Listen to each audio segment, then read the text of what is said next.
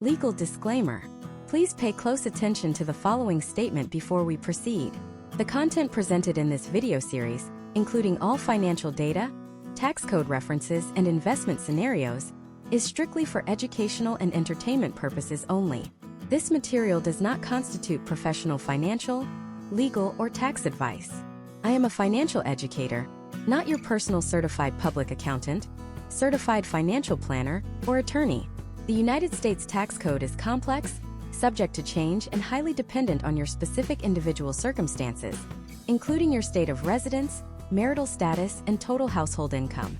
All examples, case studies, and calculations are hypothetical and intended to illustrate mathematical concepts rather than predict specific future results.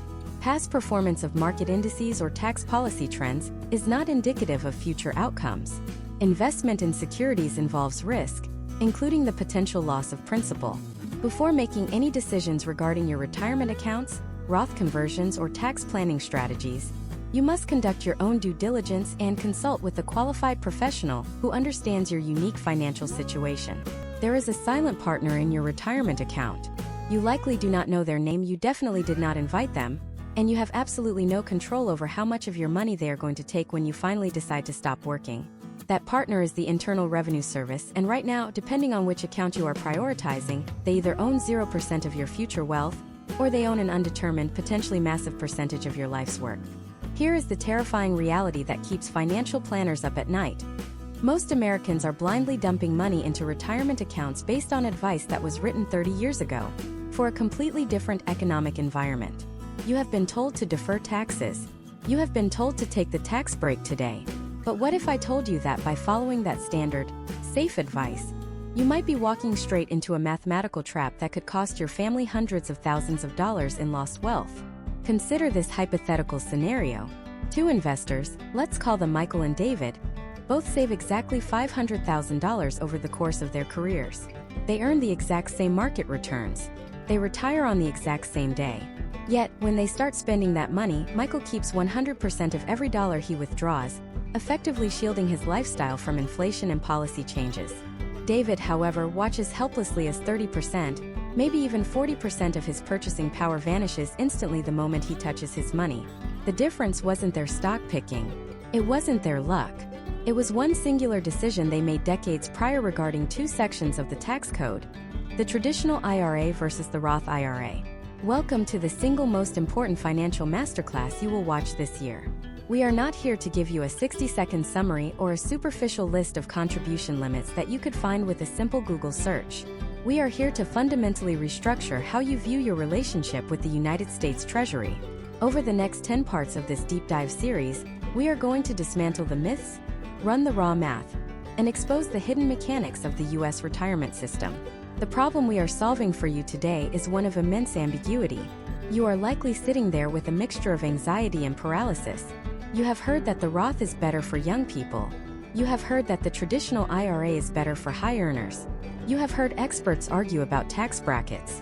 But rarely does anyone sit down and explain the nuance of tax bracket arbitrage, or the widow's tax penalty, or how your choice of IRA affects your Medicare premiums at age 65. This matters because we are currently living through a historical anomaly. We are in a low-tax environment relative to historical averages in the United States. Yet we face a national debt and unfunded liabilities that suggest potential changes to the tax landscape are inevitable. If you are betting your entire retirement on the idea that your taxes will be lower in the future than they are today, you are making a leveraged bet on the fiscal stability of the U.S. government. That might be a winning bet, or it might be a catastrophic one. This series is designed to help you hedge that bet. We need to address the elephant in the room immediately. The conventional wisdom is often mathematically flawed because it assumes a linear life. It assumes you earn a little, then you earn a lot, and then you retire and earn nothing. In the modern gig economy, with side hustles, inheritances, gap years, and semi-retirement, that linear path is dead. This means the standard defer taxes until you are old and poor strategy is not just outdated. It is dangerous. In this masterclass, we are going to go deeper than you have ever gone before. We will analyze the seed versus harvest philosophy. Think of your retirement savings as a farm. The Traditional IRA asks you to take a tax break on the seed, the small amount of money you put in, but requires you to give the government a portion of the harvest, the massive amount of growth you accumulate over 40 years. The Roth IRA, conversely, asks you to pay taxes on the seed today, so that you can keep 100% of the harvest legally tax-free forever. But the decision is not that binary. It involves a complex interplay of variables that we will dissect step by step. We will look at the time value of money, adjusted for tax drag. We will analyze the impact of required minimum distributions, or RMDs, which force traditional IRA holders to withdraw money at age 73 whether they need it or not, often pushing them into higher tax brackets exactly when they can least afford it. We will look at the estate planning implications, how your choice of account affects what your children or spouse inherit, and how the Secure Act 2.0 has radically changed the math on leaving a legacy. You might be thinking, I already have a 401k, isn't that enough? The answer is almost certainly no. The IRA, or individual retirement arrangement, offers flexibility, investment choices, and control that employer-sponsored plans often lack. But with that control comes the responsibility of choice. Making the wrong choice isn't just about paying a few extra dollars in April. It is about the compound effect of tax drag over decades. Let's talk about the tax torpedo. This is a concept we will explore later in the series, but I want to plant the seed now. Did you know that withdrawals from a traditional IRA can trigger taxation on your Social Security benefits? If you have too much money coming from a tax-deferred account, the IRS uses a formula called provisional income to determine if your Social Security checks are taxable. This can result in an effective marginal tax rate that is double what you think you are paying. This is the tax torpedo, and the only way to disarm it is through strategic use of Roth accounts. This is the level of detail we are going to cover. We are also going to look at the psychological aspect of this decision. There is a tremendous behavioral finance benefit to tax certainty. When you look at a Roth IRA balance of $1 million, you have $1 million of purchasing power. When you look at a traditional IRA balance of $1 million, you have a lie. You have a gross number that has yet to be filtered through the tax code of the future. For many retirees, the peace of mind that comes with eliminating the IRS from their balance sheet is worth more than the potential mathematical arbitrage of deferring taxes. However, we must be objective. We will also explore the scenarios where the traditional IRA is the superior champion. If you are in a peak earning year, residing in a high-tax state like California or New York, and you plan to retire to a zero-income tax state like Florida or Texas, the traditional IRA offers an arbitrage opportunity that is hard to beat. We will run the numbers on that exact scenario. We will look at the last dollar principle, why your marginal tax rate matters more than your effective tax rate when making this contribution decision. This series is structured to take you from a novice understanding to an expert level of strategic application. We will not just tell you what the accounts are, we will show you how to use them. We will discuss backdoor Roth IRAs for high earners who think they are locked out of the Roth market. We will discuss Roth conversions, the art of moving money from traditional to Roth during low-income years to fill up low tax brackets. This is a strategy used by the wealthy to systematically strip the tax liability off their fortune, and it is a strategy available to you if you understand the mechanics. I want you to prepare yourself. We are going to look at spreadsheets. We are going to look at historical tax charts dating back to World War II. We are going to look at actuarial tables. This is not passive entertainment. This is active financial defense. By the end of this 10-part saga, you will not just know the difference between pre-tax and post-tax. You will have a personalized framework for evaluating every dollar you earn and every dollar you save. You will be able to sit across from a CPA and ask the hard questions. You will be able to look at your pay stub and understand exactly where your wealth is flowing. The stakes could not be higher. We are talking about the difference between a retirement of abundance and a retirement of constraint. We are talking about the ability to pass on wealth versus passing on a tax bill. The decisions you make after watching this series will echo through your financial life for decades. So, if you are ready to stop guessing and start engineering your financial future, if you are ready to fire the silent partner and take back control of your harvest, then you are in the right place. We are about to unlock the black box of the U.S. Retirement Code. We have established that the IRS is your silent partner. Now, we need to understand the specific contract you are signing with them. This is not about vague concepts of saving money. This is about the mechanics of capital movement. To understand the Roth versus traditional decision, you must visualize your financial life as a highway with two distinct toll booths. You cannot avoid the toll. The government will get its cut. The only choice you have is where that toll booth is located. In the traditional IRA lane, the toll booth is at the very end of the highway, 30 years down the road. You drive through the entrance today for free. In fact, the government gives you a fast pass, a tax deduction right now, to incentivize you to enter. But here is the catch. The toll booth at the end doesn't charge a flat fee. It charges a percentage of your entire cargo, the seed, the growth, the harvest, everything. And the scariest part? You don't know what the toll rate will be when you get there. It could be 20%, it could be 50%. You are driving toward an undefined liability. In the Roth IRA lane, the toll booth is right here at the entrance.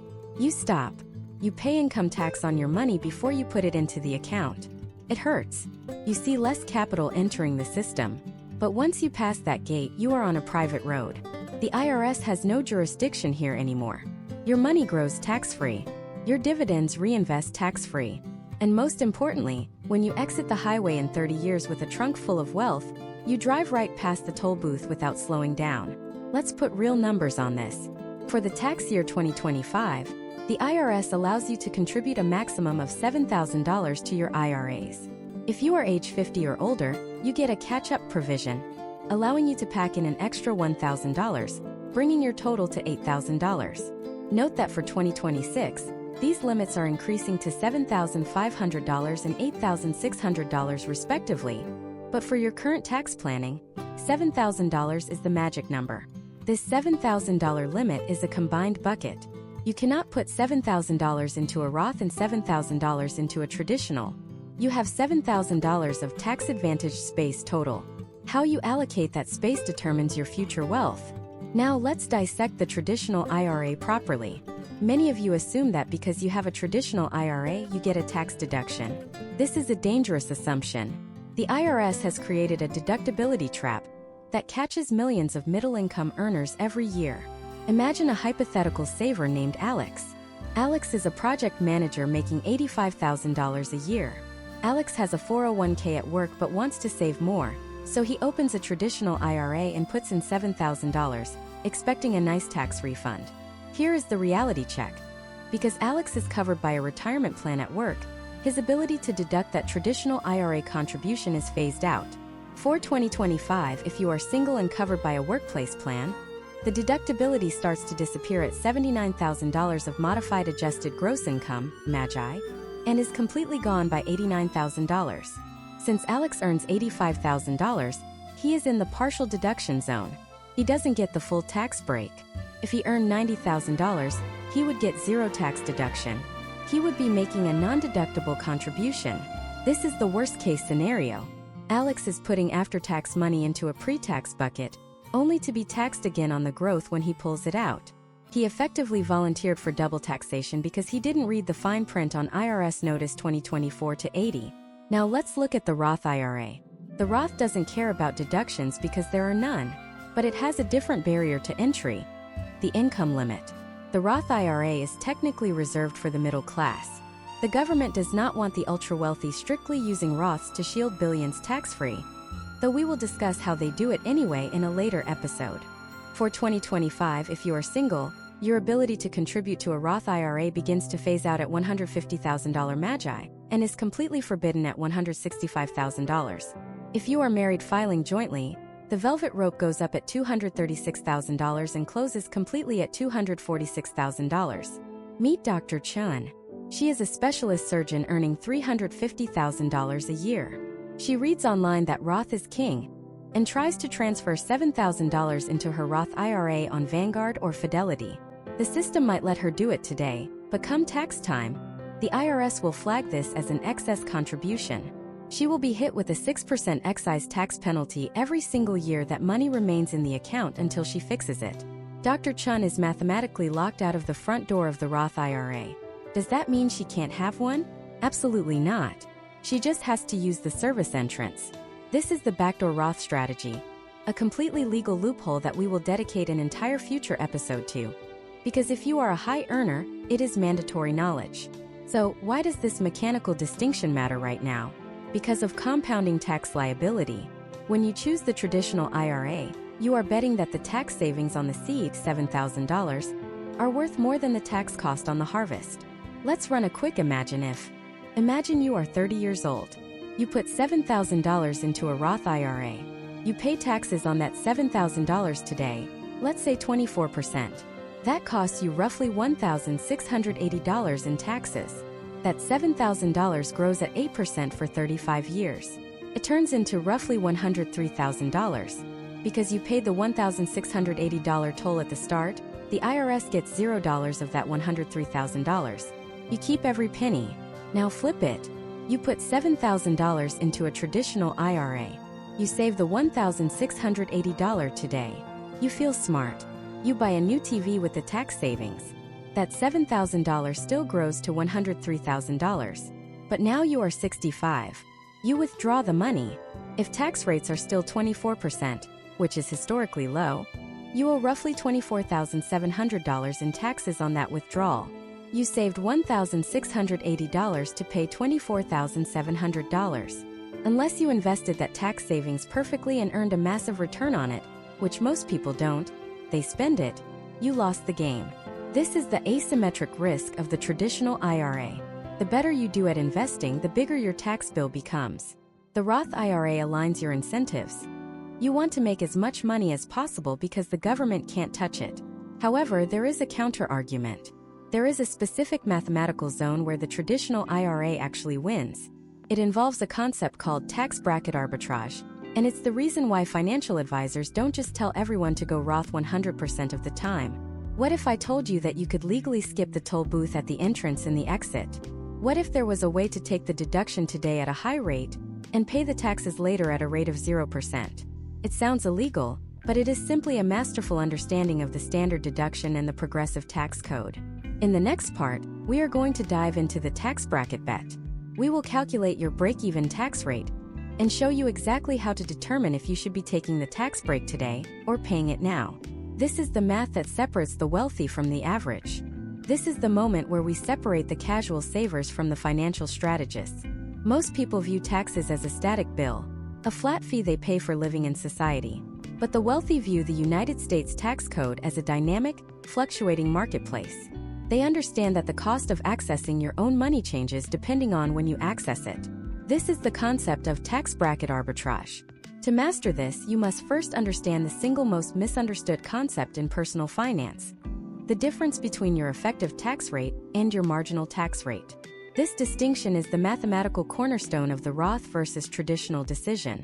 Your effective tax rate is the average percentage you pay on your total income. If you earn $100,000 and pay $15,000 in total taxes, your effective rate is 15%. This number is useful for budgeting, but for investment decisions, it is utterly useless. For the Roth versus traditional decision, the only thing that matters is your marginal tax rate. This is the tax rate applied to the very last dollar you earned. Why? Because IRA contributions come off the top of your income stack. Imagine your income is a tower of blocks. The bottom blocks are taxed at 10%. The next layer is taxed at 12%. The next at 22%, then 24%, and so on. When you contribute to a traditional IRA, you are removing blocks from the very top of the tower. You are slicing off the most expensive income you have. Let's look at a concrete case study. Meet executive James. James lives in New York City. He is a high earner single making $200,000 a year. Between federal income tax, 32% bracket, New York state tax, and New York City local tax, James's marginal tax rate is roughly 40%. This means for every $1,000 James earns, he only keeps $600. The government takes $400 immediately.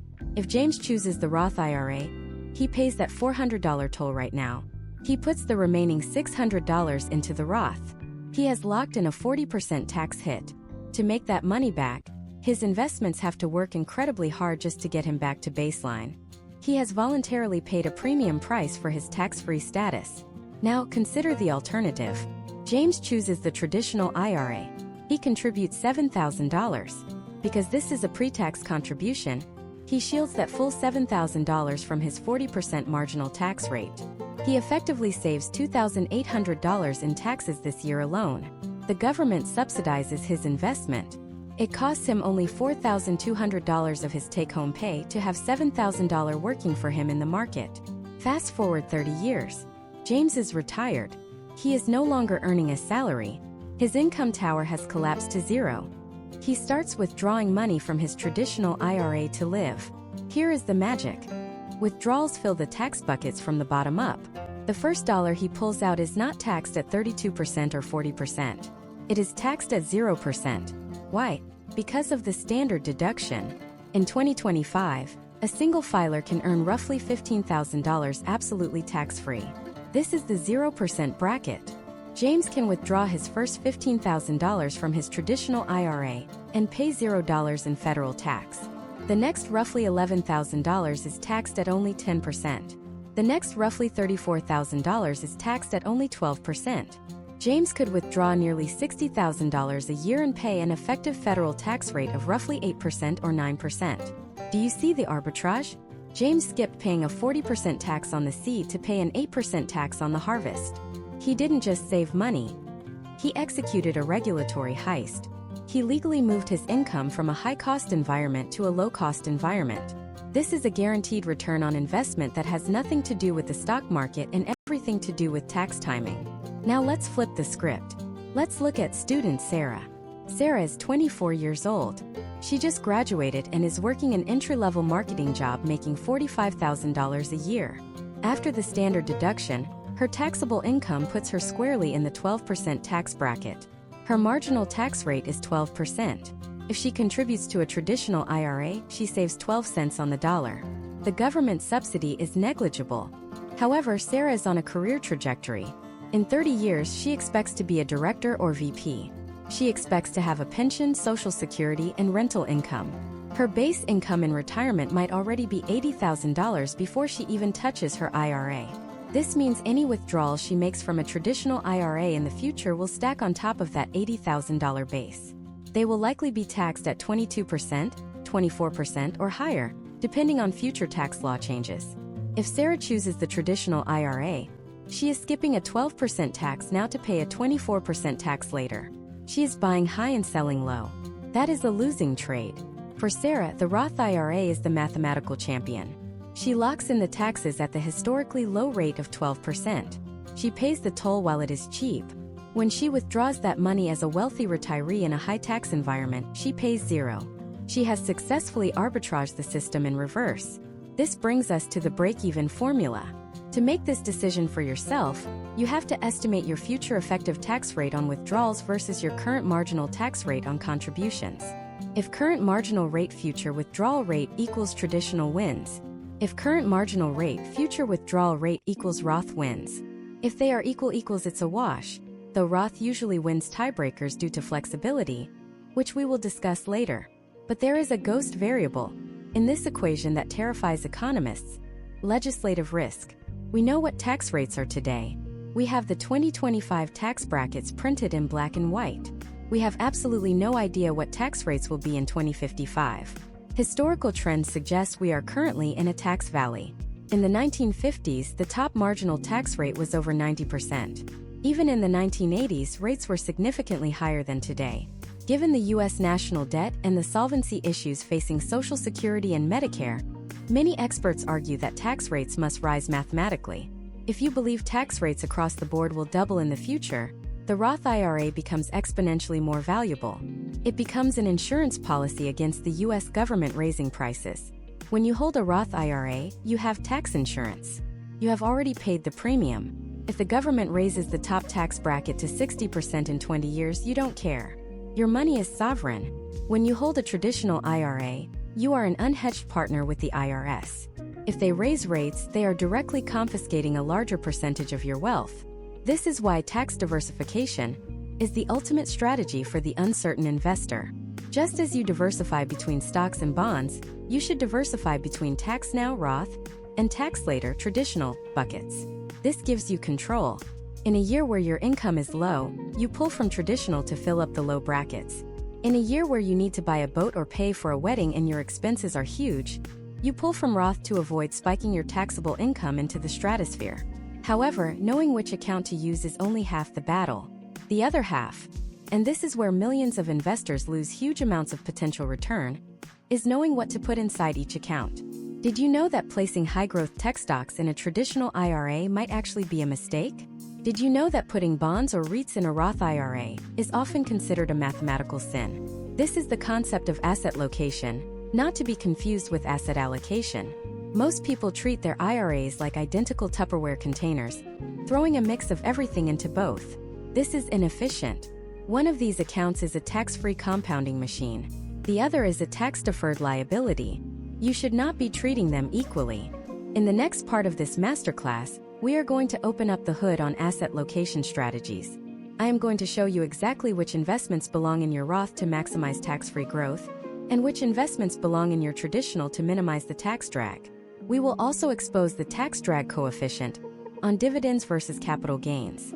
We have arrived at the concept of asset location. This is not asset allocation, which is deciding what to buy, how much stock versus how much bond exposure you want. Asset location is deciding where each of those ingredients lives. It is the culinary art of tax efficiency. Most investors treat their accounts like a generic stew. They buy the exact same S&P 500 index fund in their 401k, their Roth IRA, and their taxable brokerage account. They create mirror portfolios.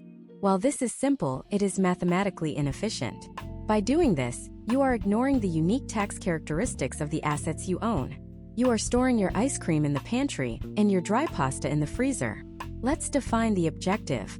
You have three distinct buckets or tax environments. Taxable brokerage, taxed annually on dividends/interest, taxed on capital gains upon sale. Tax-deferred, traditional IRA/401k no tax today, taxed as ordinary income upon withdrawal.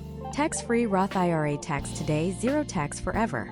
To optimize your wealth, you must place the assets with the highest expected return in the bucket with the highest tax protection. Conversely, you must place assets that generate heavy, inefficient tax drag into the buckets that shield them. Let's start with the Roth IRA. This is your Ferrari garage. Because this account is tax-free forever, the government effectively has zero equity in this account. If this account grows to $10 million, the IRS gets zero. Therefore, you want your most aggressive, highest growth assets here. Imagine you identify a high-risk, high-reward asset class, perhaps small-cap value stocks or emerging markets.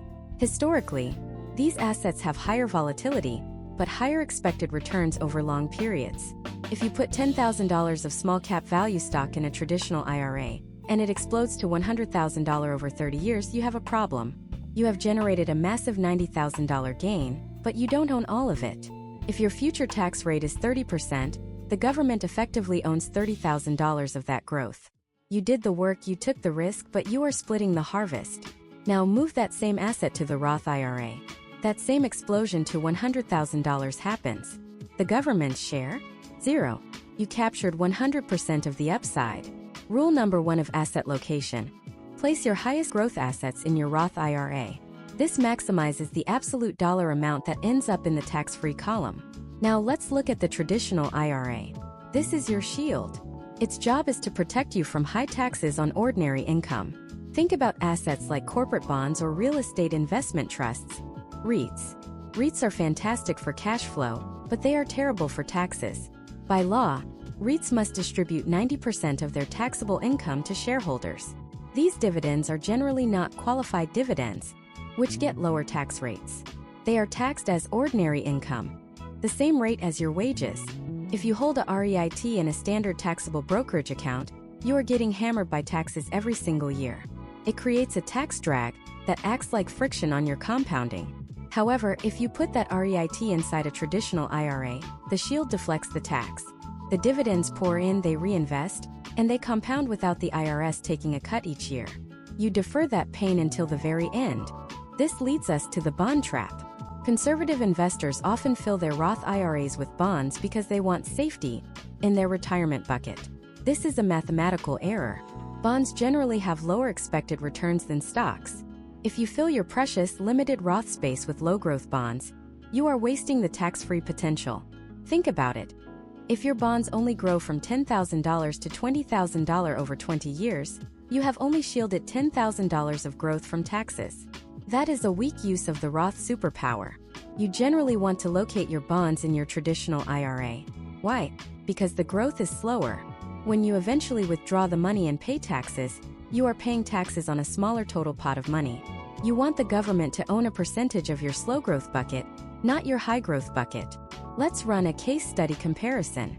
Meet Investor A and Investor B. Both have $100,000 total to invest. $50,000 in a Roth, $50,000 in a traditional. They both want a 50-50 portfolio, $50,000 in high-growth stocks, $50,000 in bonds. Investor A, the mirror strategy, he puts $25,000 stocks / $25,000 bonds in the Roth. He puts $25,000 stocks / $25,000 bonds in the traditional. He has duplicated his allocation. Investor B, the asset location strategy, she puts $50,000 high-growth stocks in the Roth, 100% stocks. She puts $50,000 bonds in the traditional, 100% bonds. Her total risk profile is the exact same 50-50 split. But she has sorted the assets. Fast forward 20 years. Stocks tripled. Bonds went up 50%. Investor A's Roth, $25,000 stocks became $75,000. $25,000 bonds became $37,500. Total Roth equals $112,500. Tax-free. Investor B's Roth, $50,000 stocks became $150,000. Total Roth equals $150,000. Tax-free. Do you see the difference? Investor B has $37,500 more in her tax-free bucket than Investor A, simply because she organized her assets correctly. She shifted the bulk of the growth into the zone where taxes don't exist. Meanwhile, in the traditional IRA, the taxable bucket, Investor B has the slow-growth bonds. She will owe taxes on a smaller balance. She wins on both sides. She maximized the tax-free pot and minimized the taxable pot. There is a caveat here. A major warning label. Rebalancing becomes tricky. If stocks crash by 50%, Investor B's Roth IRA takes a massive hit. Her traditional IRA, holding bonds, stays stable. Her overall net worth is fine, but her buckets are lopsided. She can't just sell bonds in the traditional to buy stocks in the Roth. You cannot cross the streams without triggering tax events or contribution limits. To fix this, she would have to sell bonds in the traditional and buy stocks in the traditional to get her overall 50-50 ratio back. This requires active management and a spreadsheet, but the tens of thousands of dollars in tax arbitrage are worth the hour of work once a year. We must also briefly touch on the taxable brokerage account to complete the picture. Where do international stocks go? Often, the taxable account is the best place for international index funds. Why? Because of the foreign tax credit. When you own foreign stocks, those foreign governments often withhold taxes on dividends. If you hold this fund in an IRA, that money is just gone. You don't see it and you can't claim it. But if you hold it in a taxable brokerage account, the IRS allows you to claim a credit for those foreign taxes paid. It's a free tax reduction that you lose if you put international stocks in the wrong bucket. Furthermore, look at municipal bonds. Municipal bonds pay interest that is federally tax-free. Never, under any circumstances, put a municipal bond in an IRA. You are taking an asset that is already tax-free and putting it into a tax-sheltered box. It's like wearing a raincoat while you are inside a submarine. It does nothing but lower your returns. Put munis in your taxable account or don't buy them at all. This logic transforms you from a passive saver to an active wealth architect. You are not just hoping for market returns, you are engineering a lower tax bill. But wait, there is a massive group of people watching this who are screaming at their screens right now. I make too much money. I can't contribute to a Roth IRA. The income limits blocked me. Or perhaps you are the opposite. I have too much money in my traditional IRA, and I'm terrified of the tax bomb waiting for me at age 73. What if I told you the income limits are essentially a mirage? The IRS has left a back door unlocked. It's a door that thousands of wealthy Americans walk through every single year, completely legally, to stuff massive amounts of cash into Roth IRAs despite earning 5 or 10 times the income limit. It involves a specific two-step dance that must be executed with surgical precision, because one wrong move triggers the pro rata rule, a tax trap that can ruin the entire strategy. In the next part, we are going to adhere to the strict protocols of the backdoor Roth IRA. I will walk you through the Form 8606 nightmare, explain how to avoid the pro rata trap, and show you how even high-income earners can build a tax-free empire. We are now entering the restricted section of the tax code. This is where the rules seem to contradict themselves, and where the IRS effectively says, you cannot come in through the front door, but we left the window open around the back. This is the domain of the backdoor Roth IRA. For high-income earners, those making over $165,000 as a single filer or $246,000 as a married couple in 2025, the front door to the Roth IRA is locked. You literally cannot make a direct contribution. But notice I said direct contribution. The IRS code forbids contributions based on income. It does not forbid conversions based on income. This distinction is the key to the castle. The backdoor Roth is not a specific type of account you open. You cannot go to Fidelity or Schwab and select Open Backdoor Roth from the menu. It is a strategy. It is a two-step maneuver that mimics a direct contribution, but bypasses the income limits entirely. Here is the step-by-step protocol. Step 1. The non-deductible contribution. You open a traditional IRA. You contribute your $7,000 or $8,000 if over 50. Now, because you are a high earner covered by a workplace plan, you cannot deduct this money from your taxes. You have already paid taxes on this $7,000 in your paycheck. It sits in the traditional IRA as after-tax basis. At this exact moment, this is a terrible investment. You have after-tax money sitting in a pre-tax bucket. If you leave it there, the growth will be taxed as ordinary income. You have turned capital gains into ordinary income, a downgrade. You must move quickly. Step 2. The conversion. As soon as the funds settle, usually 1 to 3 days later, you initiate a Roth conversion. You tell your brokerage to move that $7,000 from the traditional IRA to your Roth IRA. Since you have already paid taxes on the $7,000, and since it hasn't had time to grow, there is zero tax liability on this transfer. The money lands in the Roth IRA. Once it is there, it is treated exactly like any other Roth money. It grows tax-free, comes out tax-free. You have successfully smuggled your capital past the income guards. It sounds too easy, right? That is because I haven't introduced you to the villain of this story. The pro rata rule. This is where thousands of well-meaning investors accidentally detonate a tax bomb. The IRS views all of your traditional IRAs, SEP IRAs, and simple IRAs as one single aggregate account. They do not care that you opened a new, empty traditional IRA just for this backdoor maneuver. They look at your entire portfolio. Let's look at a disaster scenario to explain this. Meet consultant Chris. Chris earns $200,000 a year. He wants to do a backdoor Roth. He opens a new traditional IRA, puts in $7,000, and plans to convert it. However, Chris has an old rollover IRA from a previous job sitting at another bank.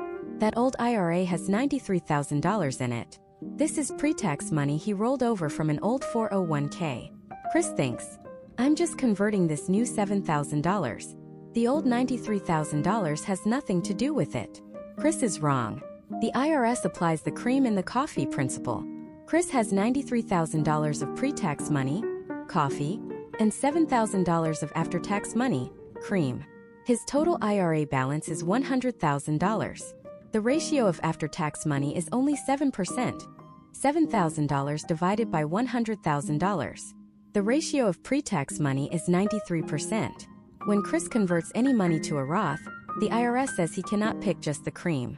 He has to convert a proportional scoop of the entire mix. So, when he moves $7,000 to the Roth, the IRS deems that 93% of that conversion is taxable. Chris thought he was making a tax-free transfer.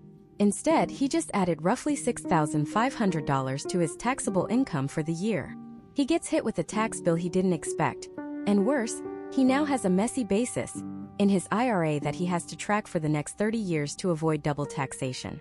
So, how do you defeat the pro rata rule? You must empty the cup of coffee before you pour in the cream. You need to get your pre-tax IRA balance to zero before December 31st of the year. You do the conversion. You do not do this by converting the $93,000 and paying a massive tax bill. You do this with a reverse rollover. Most modern 401k plans allow you to roll money in from an IRA. Chris should take his $93,000 old rollover IRA and roll it into his current employer's 401k plan. Why does this work? Because the pro rata rule only looks at IRAs. It ignores 401ks.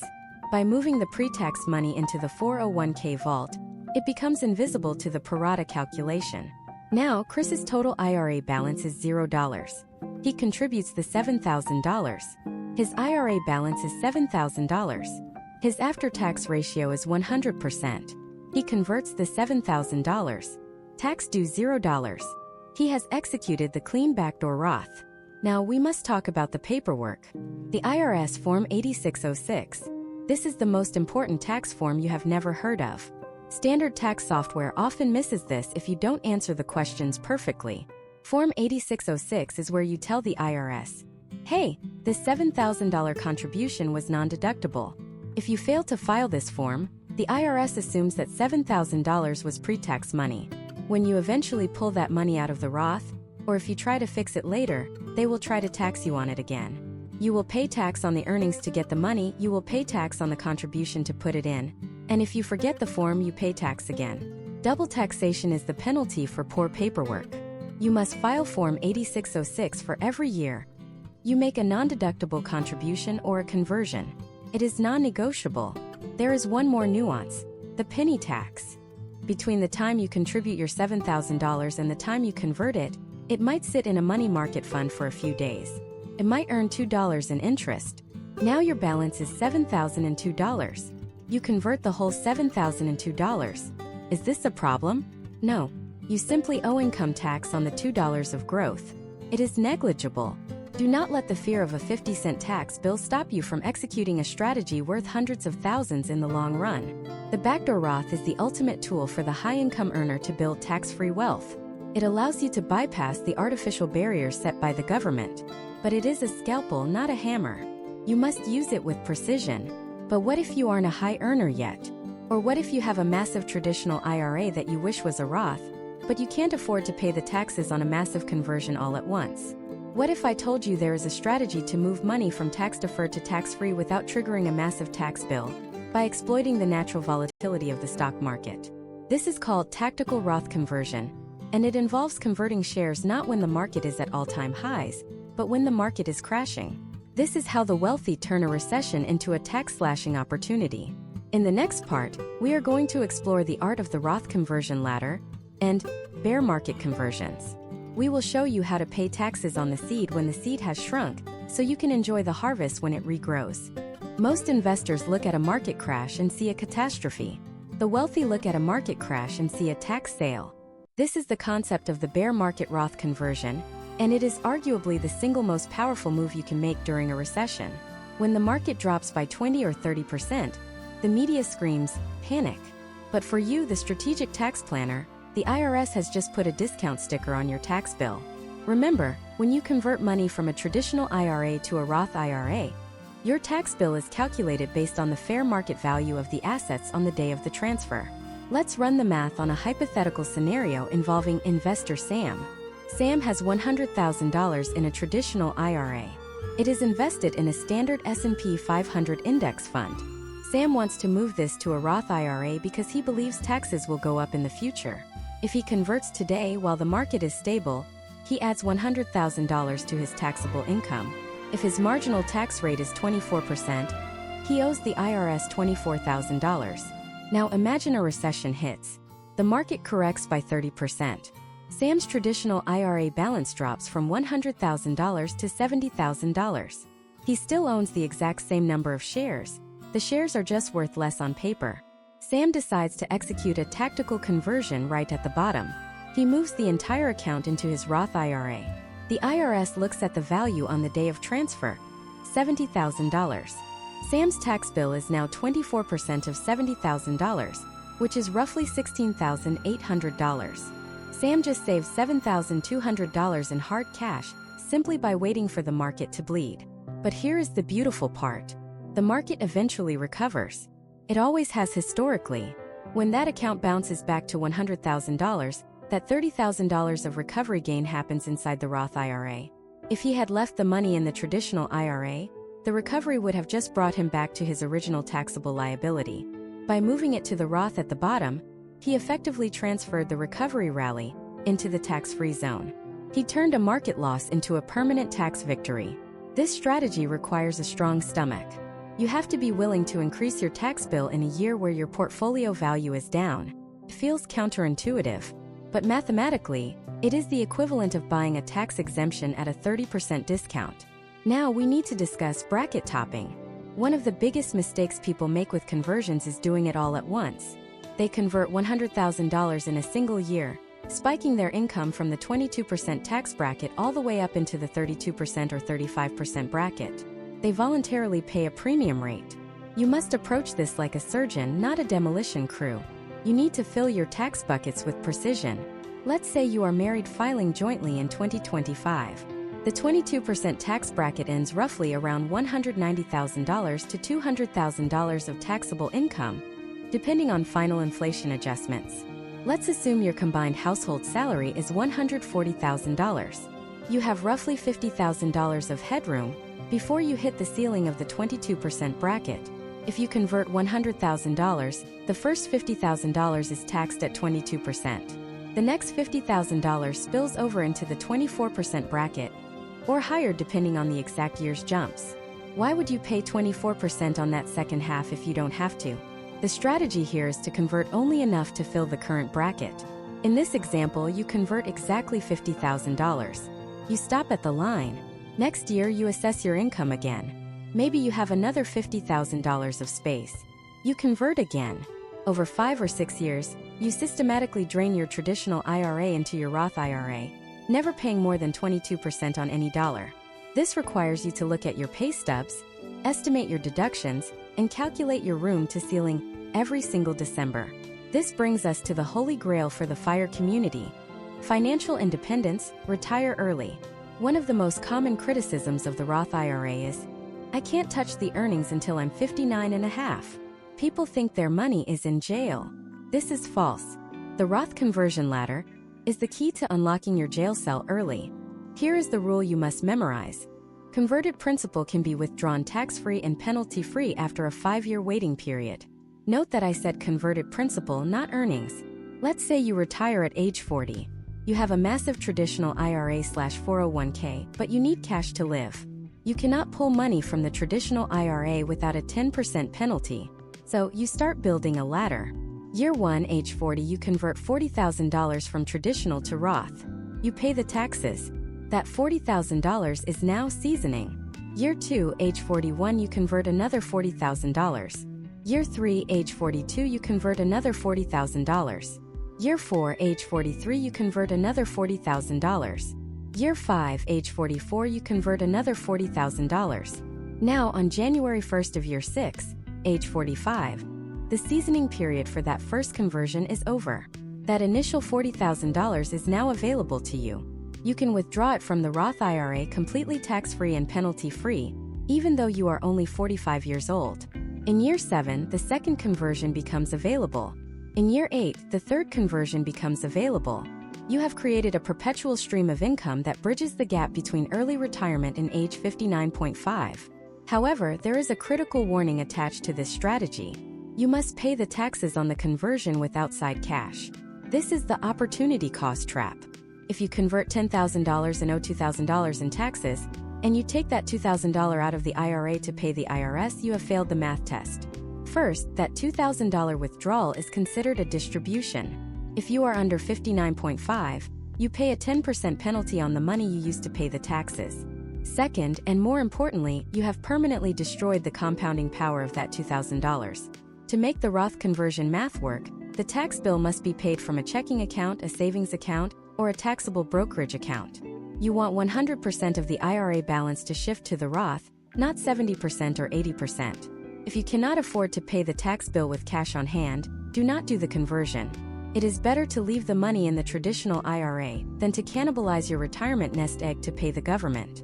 We have mentioned the 5-year rule regarding the latter, but I need to be very honest with you. The IRS actually has multiple 5-year rules. There is a 5-year rule for Roth contributions. There is a 5-year rule for Roth conversions. There is a 5-year rule for inherited Roth IRAs. And here is the nightmare scenario. They all run on different clocks. Understanding the distinction between these clocks is the difference between a tax-free withdrawal and a surprise audit that costs you thousands in penalties. Most financial blogs conflate them into one simple rule, which is dangerously misleading. Did you know that your contribution clock starts on January 1st of the tax year, not the date you actually deposited the money? Did you know that each separate conversion has its own independent 5-year clock, whereas contributions only have one aggregate clock? If you mess this up, the IRS applies an ordering rule to your withdrawals. They decide which dollars come out of your account first: contributions, conversions, or earnings. You don't get to choose. If you unknowingly pull out earnings before your clock is up, because you misunderstood the aggregation rule, the penalty is harsh. In the next part, we are going to conduct a forensic analysis of the multiple 5-year rules. We will create a timeline that shows you exactly when your money becomes unlocked. And we will explain the ordering rules that determine if your next withdrawal is a tax-free dream or a penalty-laden nightmare. We are now performing an autopsy on your Roth IRA withdrawals. To the uneducated observer, money is fungible. A dollar is a dollar. But to the IRS, your Roth IRA is not a swimming pool of mixed cash. It is a geological formation with distinct, calcified layers. When you dip your bucket in to take a drink, you are forced to drill from the top down. You cannot skip layers. This is the rigid, uncompromising protocol known as the ordering rules. Understanding this hierarchy is the only way to avoid accidental penalties. The IRS mandates that distributions come out in a specific first-in, first-out sequence. Imagine your account as a layer cake. You must eat the frosting before you eat the sponge, and you must eat the sponge before you touch the filling. Layer 1. Direct contributions. This is the frosting, the gold standard. The IRS dictates that the very first dollars to leave your Roth IRA are always your direct contributions, the money you put in from your paycheck. Because you have already paid taxes on this money, and because it is merely a return of your own principal, this layer is accessible tax-free and penalty-free at any age. It does not matter if you are 25 or 65. It does not matter if the account has been open for 5 days or 5 years. If you contributed $6,000 last year and you need $6,000 today for an emergency, you can take it. The IRS has no claim on it. This flexibility is why many financial experts call the Roth IRA the ultimate backup emergency fund. Layer 2. Conversions. Once you have exhausted every single penny of your direct contributions, you hit the bedrock, the conversions. This is the money you moved from a traditional IRA or 401k. Here is where the math gets treacherous. Conversions also come out on a first-in, first-out basis. The oldest conversions are deemed to be withdrawn first. If you did a conversion in 2020 and another in 2022, the 2020 money must come out before the 2022 money. This layer is tax-free because you paid the taxes when you did the conversion. However, it is not necessarily penalty-free. This is where the specific 5-year conversion clock we discussed earlier is ticking. If you touch a specific conversion block before its personal 5-year anniversary, and you are under age 59.5, the IRS will slap you with a 10% early withdrawal penalty. This is the recapture tax. They want to punish you for trying to access retirement funds early without waiting the required seasoning period. Layer 3. Earnings. This is the magma at the core. The growth, the dividends, the capital gains. This is the last money to come out. You cannot touch this money until every dollar of contributions and every dollar of conversions has been drained. If you are under age 59.5 and you dip into this layer, you are in the danger zone. Unless you qualify for a rare exception, like a first-time home purchase up to $10,000. Withdrawing earnings early triggers both ordinary income tax and the 10% penalty. You destroy the entire purpose of the Roth. Now we must surgically separate the two types of 5-year rules.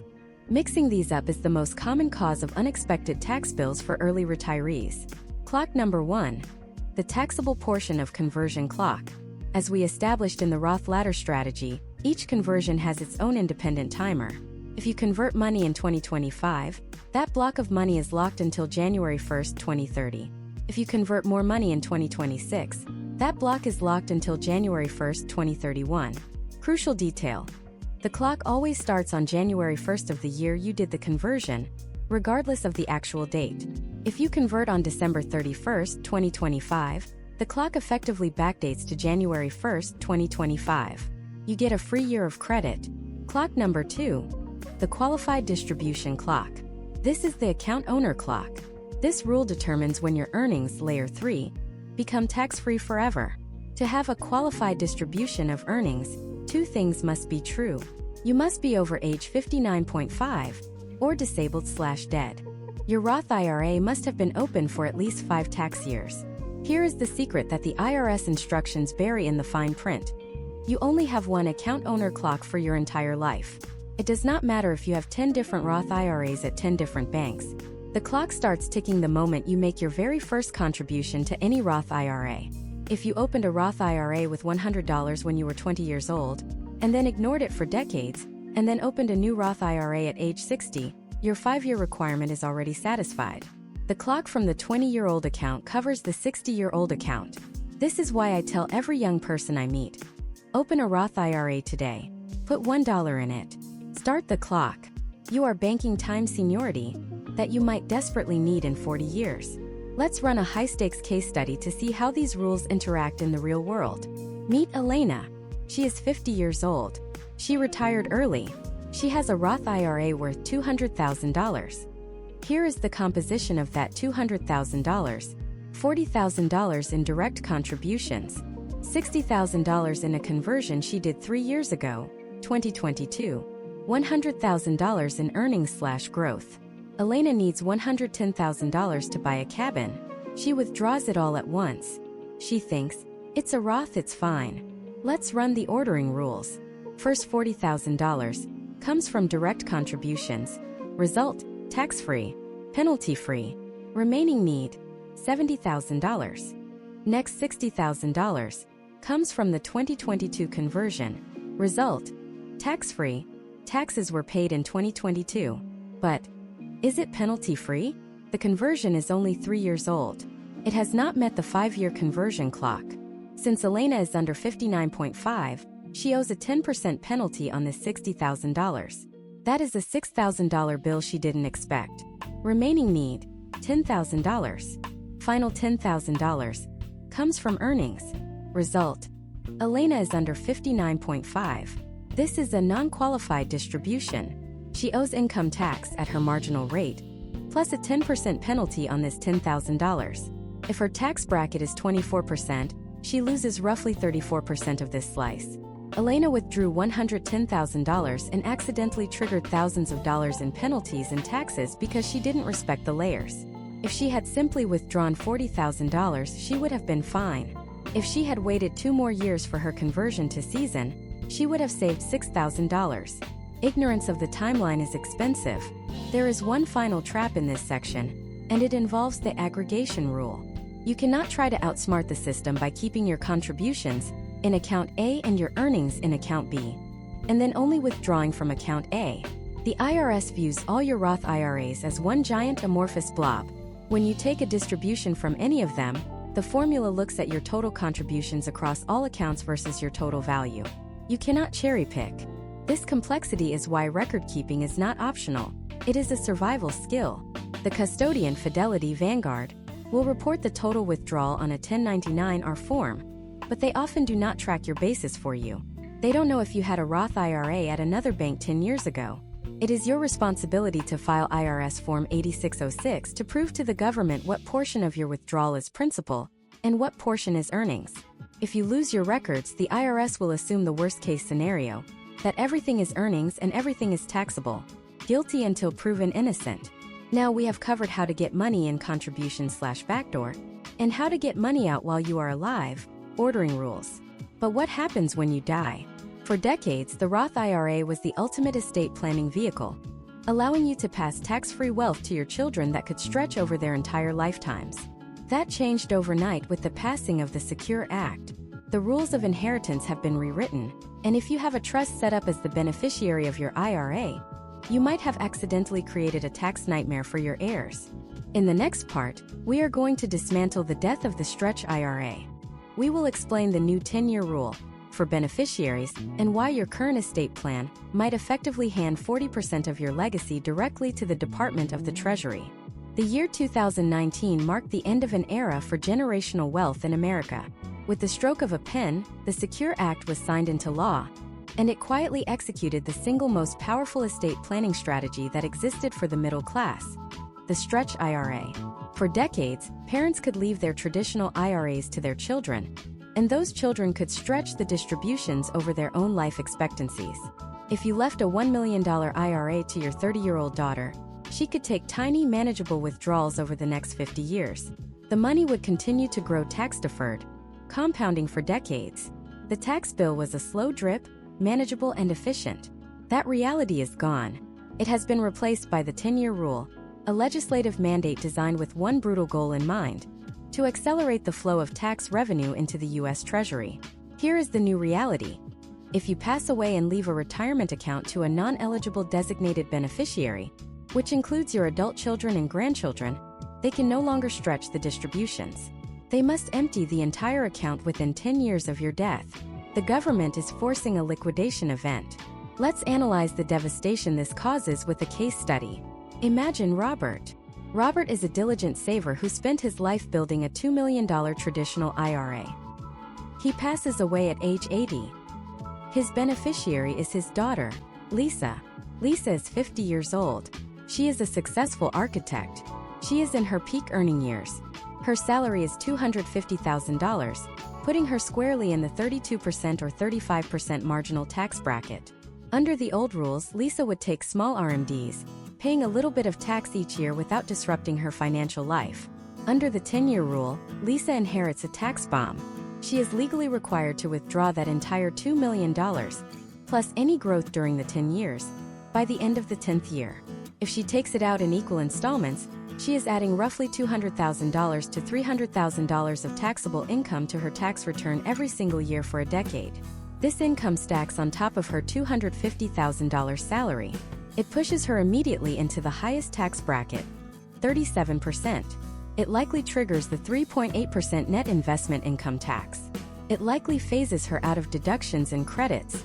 In high-tax states like California or New York, she could be losing 50% or more of every dollar Robert left her. Robert spent a lifetime deferring taxes, thinking he was being smart, only to bunch all that income into his daughter's highest tax years. The government effectively confiscates $1 million of his $2 million legacy. Now, compare this to the inherited Roth IRA. Same scenario. Robert converts his money to Roth before he dies, or he saved in a Roth all along. Lisa inherits a $2 million Roth IRA. The 10-year rule still applies. She still has to empty the account within 10 years. But the strategy is completely inverted. With the traditional IRA, Lisa is stressed about managing the tax hit. With the Roth IRA, Lisa has a tax-free compounding machine. Her optimal strategy is to touch nothing for 9 years. She lets that $2 million grow aggressively. If it grows at 7%, it doubles to $4 million. In year 10, on the very last day, she withdraws the entire $4 million. The tax bill? Zero. She keeps 100% of the growth, 100% of the principal. The difference between inheriting a traditional IRA and a Roth IRA isn't just a few percentage points. It is the difference between receiving a blessing and receiving a burden. We must address the trust trap. Many of you watching this have living trusts. You paid an attorney thousands of dollars 10 years ago to set up conduit trusts, or see-through trusts, to protect your children from spending the money too fast. The trust language says, only distribute the required minimum distribution, RMD, to the beneficiary. This language, written for the old laws, is now toxic. Because there are no annual RMDs for Roths, and confusing rules for traditional IRAs under the 10-year rule, the trust might trap the money inside the trust structure. Here is the nightmare. Trust tax rates are compressed. A human being hits the top 37% tax bracket at around $600,000 of income. A trust hits the top 37% tax bracket at roughly $15,000 of income. If your traditional IRA money gets stuck inside your trust because of outdated legal language, it will be taxed at the highest possible rate almost immediately. If you have a trust named as the beneficiary of your IRA, you must call your estate planning attorney tomorrow. Do not wait. There are exceptions to this carnage. The Secure Act created a protected class called Eligible Designated Beneficiaries, EDBs. The surviving spouse. Spouses are still the kings and queens of the tax code. They can do a spousal continuance, treating the inherited IRA as their own. Number 10-year rule. Minor children. Note I said minor. Once they reach the age of majority, usually 21, the 10-year clock starts ticking. It just delays the inevitable. Disabled or chronically ill individuals, they still get the lifetime stretch. Individuals not more than 10 years younger. Think siblings or unmarried partners of similar age. They get the stretch. This creates a moral imperative for the Roth conversion strategy. Many retirees say, I don't want to convert to Roth because my tax rate is 24% today, and I'll be in a lower bracket when I'm 80. That might be true for you, but you are looking at the wrong variable. If your goal is to leave money to your children, you shouldn't be comparing your current rate to your future rate. You should be comparing your current rate to your heir's future rate. If you can pay 24% tax today to save your daughter from paying 45% tax in 10 years, that is an act of love. That is generational wealth preservation. You are essentially paying their tax bill for them at a discount. This leads us to a critical pivot point in your own timeline. We have talked about death. But what about the taxes you are forced to pay while you are still alive? What about the mechanism the government uses to force you to empty your traditional IRA, even if you don't want to? I am talking about required minimum distributions, RMDs. At age 73, the government loses patience. They want their cut. If you have a massive traditional IRA, RMDs can force you to withdraw amounts so large that they double your taxable income, push you into higher brackets, and trigger a stealth tax on your Social Security and Medicare that most people never see coming. This is the tax torpedo we teased in Part 1. Did you know that a single dollar of unwanted RMD income can trigger a chain reaction that increases your Medicare Part B premiums by hundreds of dollars a month? This is called IRMAA, and it is a cliff penalty that hits high-income retirees hard. The Roth IRA has no RMDs. None. You can leave the money there until you are 100. But the traditional IRA is a ticking clock that forces distributions whether you need the cash or not. In the next part, we are going to quantify the tax torpedo. I will show you the IRMAA brackets, the Social Security taxability formula, and how RMDs can ruin a carefully planned retirement budget. We will calculate the true cost of forced income. We have arrived at the most treacherous stretch of water in your entire financial journey. Up until this point, we have discussed taxes that are visible, understandable, and printed on the standard IRS bracket charts. But now we must navigate the stealth taxes. These are the penalties that do not appear on your tax return as a line item labeled tax, but rather appear as surcharges, benefit reductions, and mathematical anomalies that can effectively double your marginal tax rate without you ever realizing what hit you. The catalyst for this destruction is the required minimum distribution, or RMD. For decades, the traditional IRA is a silent, helpful vehicle.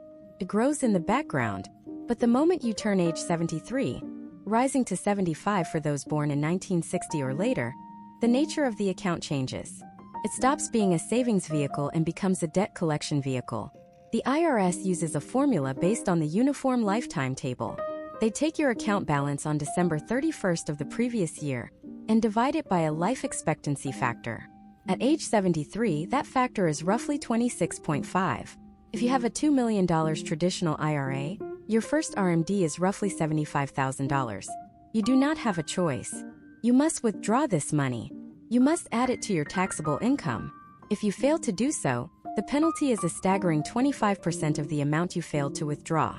If you correct it quickly, they might lower it to 10%, but do not bank on their mercy. Now you might be thinking, I have $2 million, I can afford the tax on $75,000.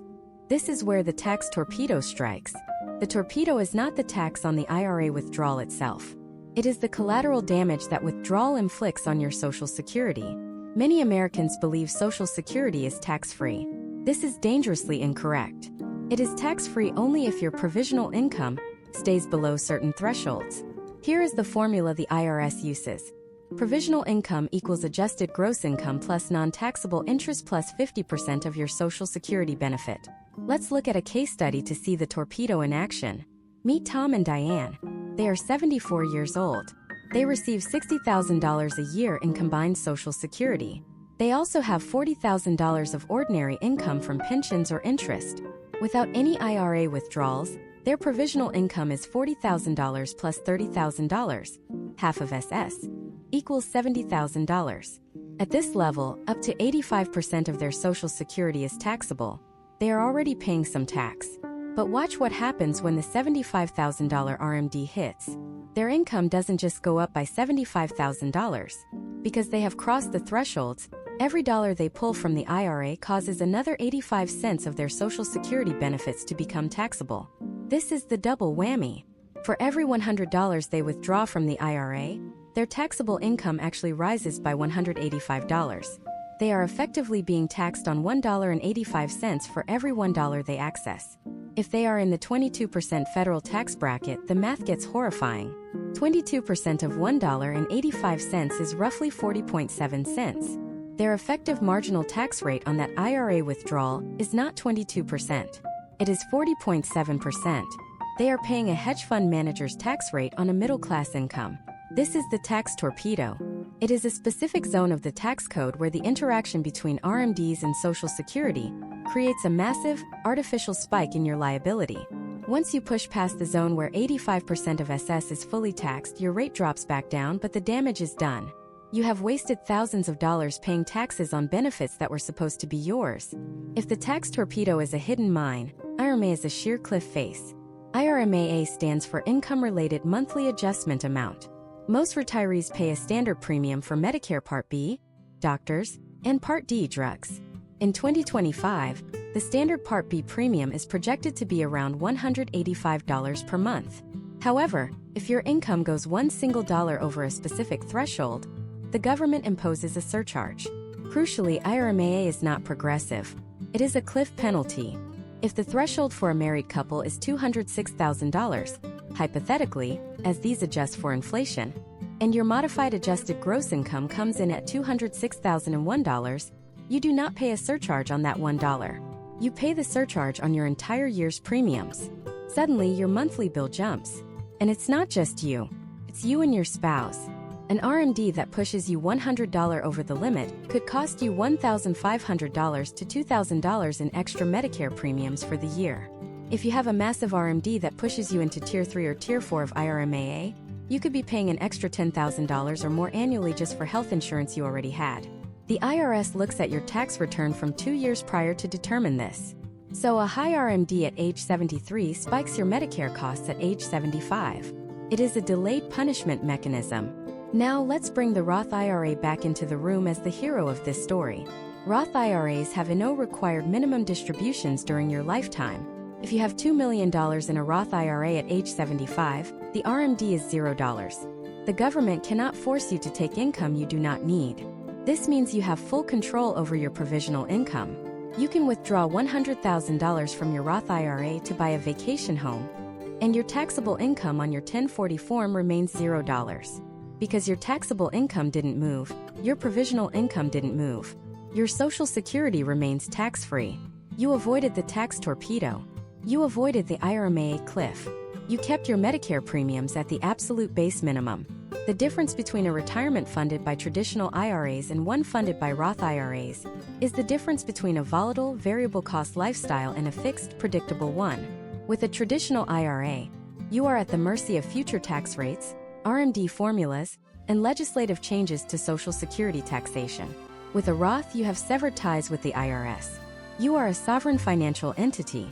We must briefly discuss the darkest aspect of the RMD trap, the widow's penalty. This is the most overlooked threat in retirement planning. When one spouse passes away, the surviving spouse eventually has to file taxes as single. The standard deduction is cut in half. The tax brackets are cut in half. The 22% bracket, which for a couple extends up to roughly $190,000, shrinks to roughly $95,000 for a single filer. However, the RMDs do not get cut in half. The surviving spouse inherits the deceased spouse's IRA. The total account balance remains roughly the same. The RMD remains massive. Now, that massive RMD is being forced through a tax funnel that is half the size. The surviving spouse is almost guaranteed to be pushed into a much higher tax bracket, often jumping from 22% to 32% or 35%. They are also more likely to trigger higher IRMAA tiers because the Medicare thresholds for singles are much lower. We often see surviving spouses paying double the tax on the same income merely because they lost their partner. The Roth conversion strategy is the only effective defense against the widow's penalty. By paying the tax now while you are married and enjoying the wide married filing jointly brackets, you eliminate the tax liability for the survivor. You leave your spouse with a tax-free asset that does not cause IRMAA spikes or tax bracket surges. You are essentially buying survivor insurance with your conversion taxes. We have now covered the entire battlefield. We have analyzed the mechanics of the contribution, the math of the deduction, the arbitrage of the brackets, the location of the assets, the strategy of the conversion, and the endgame of the distribution. You now have all the pieces of the puzzle. But a pile of puzzle pieces is not a picture. You need a unified theory. You need to know exactly what to do in what order starting tomorrow morning. You need a decision tree that tells you If X, do Y. In the final part of this masterclass, I am going to give you the grand unified protocol. I will condense everything we have learned into a specific executable flowchart for 3 distinct categories of people: the young accumulator, the peak earner, and the approaching retiree. We will answer the question which is right for you, once and for all, with zero ambiguity. This is the final stretch. Are you ready to build your plan? We have spent 9 episodes dismantling the machinery of the United States tax code. We have looked at the gears, the levers, and the hidden trapdoors. We have analyzed the math of the deduction, the physics of the conversion, and the biology of the inheritance. But analysis without execution is merely intellectual entertainment. It is time to turn this theory into a weapon. This is the grand unified protocol. We are going to distill everything we have learned into 3 specific battle plans, based on where you stand in your financial life cycle. Do not try to mix and match these arbitrarily. Identify which archetype you are, and execute the protocol designed for your specific tax reality. Archetype 1, the time billionaire. You are under the age of 40. You are likely in the 10%, 12%, or 22% tax bracket. You have decades of compounding ahead of you. For you, the math is overwhelmingly simple: total Roth dominance. Your seed is small, but your harvest will be massive. If you invest $10,000 today, and it grows to $200,000 over 40 years, 95% of your wealth will be growth, not principal. Do you want to pay taxes on the seed, $10,000, or the harvest, $200,000? You pay the seed. You should be maxing out your Roth IRA every single year. If you have a workplace 401k, and you are in the 12% bracket, you should likely choose the Roth 401k option if available. Why? Because your tax rate today is likely the lowest it will ever be in your life. You are paying a discounted toll to enter the highway of tax-free wealth. Furthermore, you are banking time seniority for the 5-year rule. By starting your Roth clock now, you ensure that in an emergency, you have access to penalty-free capital later in life. Your protocol: lock in 0% taxes for your future self. Do not get seduced by the small tax deduction of a traditional IRA today. It is a trap for your demographic. Archetype 2, the strategic arbitrageur. You are in your peak earning years, typically age 40 to 55. You are making serious money. You are in the 32%, 35%, or 37% tax bracket. You live in a high-tax state like California, New York, or New Jersey. Your protocol is the tax barbell strategy. You need to play both sides of the field. First, you must relentlessly attack your current tax bill. You should likely be maxing out your traditional 401k at work. Why? Because every dollar you put in saves you 40 to 50 cents in current taxation, federal plus state. This is a guaranteed risk-free return on investment that you realize on April 15th. But, and this is critical, you do not stop there. Because you have likely phased out of the deductible traditional IRA, and you are income blocked from the direct Roth IRA, you must execute the backdoor Roth IRA with your remaining liquidity. This creates a barbell. On the left side, you have a massive traditional 401k providing current tax shelter. On the right side, you have a growing Roth IRA providing future tax freedom. This is tax diversification. When you retire, you will have 2 buckets to pull from. If tax rates are high in retirement, you pull from the Roth. If you have a low-income year in retirement, you pull from the traditional. You are building options. You are refusing to bet your entire life savings on a single outcome of future congressional legislation. Archetype 3, the exit planner. You are age 55 to 70. Retirement is on the horizon. Your assets are significant. Your enemy is no longer income tax. Your enemy is the RMD time bomb and the widow's penalty. Your protocol is aggressive de-risking. You need to look at your traditional IRA balance. If it is projected to grow to $3 million or $4 million by age 73, you are walking into a tax torpedo. Your job is to execute strategic Roth conversions every single year between the day you retire and the day RMDs begin. This is called the gap years. During these years, your wage income is 0. You have not started Social Security yet. Your tax bracket is artificially low. You should voluntarily convert enough traditional IRA money to fill up the 12%, 22%, and maybe even the 24% brackets. You are burning down the traditional IRA balance intentionally. By paying 22% now, you are preventing a 40% tax hit via the widow's penalty and tax torpedo at age 80. You are not losing money. You are purchasing insurance for your surviving spouse and your heirs. You are cleaning up your estate so that your children inherit a tax-free Roth instead of a tax-burdened traditional IRA. Now, I must address the elephant in the room: the math versus the psychology. Spreadsheets are rational. Human beings are not. Mathematically, if you assume tax rates will drop in retirement, the traditional IRA wins. But here is the flaw in that logic. It assumes you will have a quiet retirement. It assumes you won't want to pull out $50,000 for a grandchild's wedding. It assumes you won't need $100,000 for a sudden medical emergency. It assumes Congress won't raise tax rates to pay off the national debt. When you choose the Roth IRA, you are choosing control. You are choosing to sever the government's lien on your life. There is a sleep well at night factor to knowing that if you have $1 million in a Roth, it is yours. Not yours minus 20%. Not yours minus 30%. Yours. For many investors, that psychological freedom is worth more than the potential 2% or 3% mathematical edge of a traditional IRA deduction. In an uncertain world, tax certainty is a premium asset. The Roth IRA is the only vehicle that offers it. We have covered an immense amount of ground. We started with the simple definition of pre-tax versus post-tax. We journeyed through the phase-out limits, the backdoor mechanisms, and the asset location strategies. We navigated the treacherous waters of the pro rata rule, the 5-year clocks, and the ordering rules. We stared down the barrel of the RMD tax torpedo and the death of the stretch IRA. And finally, we built a battle plan for your specific stage of life.